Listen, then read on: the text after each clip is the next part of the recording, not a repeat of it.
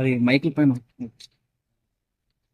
ఈరోజు ఈరోజు 18/4/25 రోజు మార్నింగ్ 9 o'clock పట్టణ టౌన్ సిఐ గారు ప్లస్ టౌన్ ఎస్ఐ గారు కాశీనాథ్ గారు మరియు వాళ్ళ సిబ్బంది కలిసి వెహికల్ చెకింగ్ చేస్తుంటే ఇద్దరు వ్యక్తులు మనం ఒక మోటార్ సైకిల్ TS 15 ET 1826 అనే దానిపై 3826 అనే దానిపై యాక్టివ్గా మోటార్ సైకిల్ వెళ్తుంటే అనుమానం వచ్చి రెండు మోటార్ సైకిల్ పోతే చెక్ చేస్తే వాళ్ళ పేర్లు మొహమ్మద్ అల్తాఫ్, మొదటి వ్యక్తి పేరు మొహమ్మద్ అల్తాఫ్ అని చెప్పని, రెండో వ్యక్తి పేరు